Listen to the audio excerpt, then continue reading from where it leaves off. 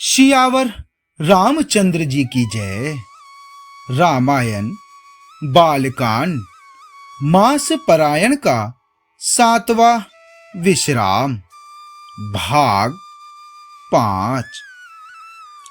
सिंह की सी पतली लचीली कमर वाले पीतांबर धारण किए हुए शोभा और शील के भंडार सूर्य कुल के भूषण श्री रामचंद्र जी को देखकर सीता जी की सखियां अपने आप को भूल गईं। एक चतुर सखी धीरज धरकर हाथ पकड़कर सीता जी से बोली, गिरिजा जी का ध्यान फिर कर लेना, इस समय राजकुमार को क्यों नहीं देख लेती। तब सीता जी ने सकुचाकर नेत्र खोले और रघुकुल के दोनों सिंहों को अपने सामने खड़े देखा। नख से शिखा तक श्री राम जी की शोभा देखकर और फिर पिता का प्रण याद करके उनका मन बहुत क्षुब्ध हो गया। जब सखियों ने सीता जी को परवश प्रेम के वश देखा, तब सब भयभीत होकर कहने लगी, बड़ी देर हो गई, अब चलना चाहिए, कल इसी समय फिर आएंगी। ऐसा कहकर एक सखी मन में हंसी। सखी की यह रहस्य भरी वाणी सुनकर सीता जी सकुचा गईं। देर हो गई जान उन्हें माता का भय लगा। बहुत धीरज धरकर वे श्री रामचंद्र जी को हृदय में ले आईं और उनका ध्यान करती हुई अपने को पिता के अधीन जानकर लौट चली। देखन मिस मृग बिहग तरु फिरई बहोरी बहोरी, निरखी निरखी रघुवीर छवि बाढ़हि प्रीति ने थोरी।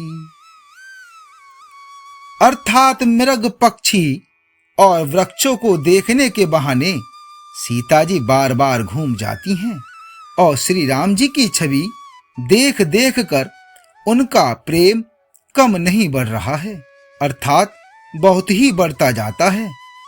शिव जी के धनुष को कठोर जानकर वे विसूरती मन में विलाप करती हुई हृदय में श्री राम जी की सांवली मूर्ति को रख कर चली।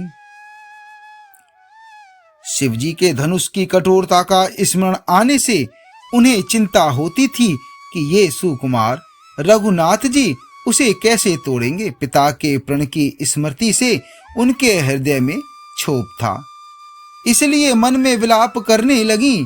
प्रेमवश ऐश्वर्य की विस्मृति हो जाने से ही ऐसा हुआ। फिर भगवान के बल का स्मरण आते ही वे हर्षित हो गईं और सांवली छवि को हृदय में धारण करके चली।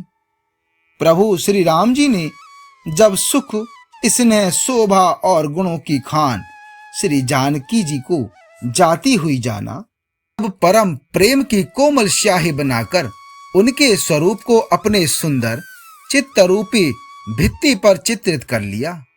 सीता जी पुनः भवानी जी के मंदिर में गईं और उनके चरणों की वंदना करके हाथ जोड़कर बोली, जय जय गिरिवर राज किशोरी, जय महेश मुख चंद चकोरी, जय गजवदन सडानन माता, जगत जननी दामिनी दुति गाता।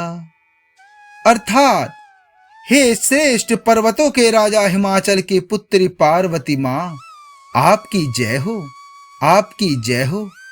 हे महादेव जी की मुख रूपी चंद्रमा की और टकटकी लगाकर देखने वाली चकोरी, आपकी जय हो, आपकी जय हो।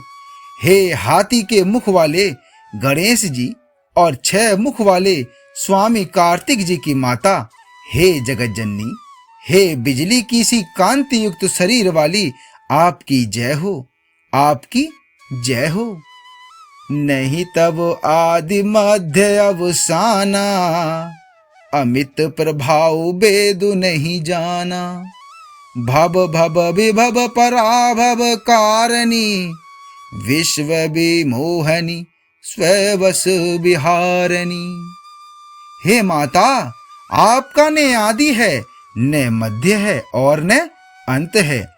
आपके असीम प्रभाव को वेद भी नहीं जानते। आप संसार को उत्पन्न, पालन और नाश करने वाली हैं। हे विश्व को मोहित करने वाली और स्वतंत्र रूप से विहार करने वाली हैं। पति को इष्ट देव मानने वाली श्रेष्ठ नारियों में है माता, आपकी प्रथम गणना है। आपकी अपार महिमा को हजारों सरस्वती और शेष जी भी नहीं कह सकते। हे भक्तों को मुंह मांगा वर देने वाली, हे त्रिपुर के शत्रु भगवान शिव जी की प्रिय पत्नी, आपकी सेवा करने से चारों फल सुलभ हो जाते हैं। हे देवी, आपके चरण कमलों की पूजा करके देवता, मनुष्य और मुनि सभी सुखी हो जाते हैं। मेरे मनोरथ को आप भली भांति जानती हैं, क्योंकि आप सदा सबके हृदय रूपी नगरी में निवास करती हैं। इसी कारण मैंने उसको प्रकट नहीं किया। ऐसा कहकर जानकी जी ने उनके चरण पकड़ लिए। गिरिजा जी सीताओं के विनय और प्रेम के वश में हो गईं। उनके गले की माला खिसक पड़ी और मूर्ति मुस्कुराई। सीता जी ने आदर पूर्वक उस प्रसाद माला को सिर पर धारण किया। गौरी जी का हृदय हर्ष से भर गया और वे बोली कि हे सीता, हमारी सच्ची आशीष सुनो, तुम्हारी मनोकामना पूरी होगी। नारद जी का वचन सदा पवित्र, संशय, भ्रम आदि दोषों से रहित और सत्य है। जिसमें तुम्हारा मन अनुरक्त हो गया है, वही वर तुमको मिलेगा। जिसमें तुम्हारा मन अनुरक्त हो गया है, वही स्वभाव से ही सुंदर सांवला वर श्री रामचंद्र जी तुमको मिलेंगे। वह दया का खजाना और सुजान सर्वज्ञ हैं, तुम्हारे शील को और स्नेह को जानते हैं। इस प्रकार श्री गौरी जी का आशीर्वाद सुनकर जानकी जी समेत सब सखियां हृदय में हर्षित हुईं। श्री तुलसीदास जी कहते हैं, भवानी जी को बार बार पूजकर सीता जी प्रसन्न मन से राजमहल को लौट चली। गौरी जी को अनुकूल जानकर सीता जी के हृदय को जो हर्ष हुआ वह कहा नहीं जा सकता। सुंदर मंगलों के मूल उनके बाएं अंग फड़कने लगे। हृदय में सीता जी के सौंदर्य की सराहना करते हुए दोनों भाई गुरु जी के पास गए। श्री रामचंद्र जी ने विश्वामित्र जी से सब कुछ कह दिया, क्योंकि उनका सरल स्वभाव है, छल तो उन्हें छूता भी नहीं है। फूल पाकर मुनि ने पूजा की और फिर दोनों भाइयों को आशीर्वाद दिया कि तुम्हारे मनोरथ सफल हों। यह सुनकर श्री राम लक्ष्मण सुखी हुए। श्रेष्ठ विज्ञानी मुनि विश्वामित्र जी भोजन करके कुछ प्राचीन कथाएं कहने लगे। इतने में दिन बीत गया और गुरु की आज्ञा पाकर दोनों भाई संध्या करने चले। उधर पूर्व दिशा में सुंदर चंद्रमा उदय हुआ। श्री रामचंद्र जी ने उसे सीता के मुख के समान देखकर सुख पाया। फिर मन में विचार किया कि यह चंद्रमा सीता जी के मुख के समान नहीं है। जनमऊ सिंधु पुनि बंधु विसु दिन मलिन संकलं सिय मुख समता पाव किमि चंदु बापुरो रंग। खारे समुद्र में तो इसका जन्म, फिर उसी समुद्र से उत्पन्न होने के कारण विष इसका भाई। दिन में यह मलिन शोभाहीन निस्तेज रहता है और कलंकी काले दाग से युक्त है। बेचारा गरीब चंद्रमा सीता जी के मुख की बराबरी कैसे पा सकता है। फिर यह घटता बढ़ता है और विरहिणी स्त्रियों को दुख देने वाला है। राहु अपनी संधि में पाकर इसे ग्रस लेता है।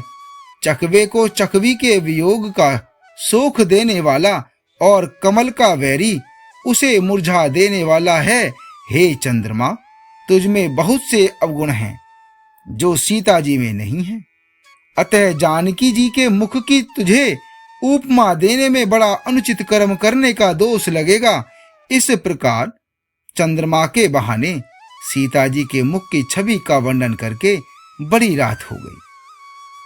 वे गुरुजी के पास चले। मुनि के चरण कमलों में प्रणाम करके आज्ञा पाकर उन्होंने विश्राम किया। रात्रि बीतने पर श्री रघुनाथ जी जागे और भाई को देखकर ऐसा कहने लगे। आगे का भाग 6 में। जय श्री राम।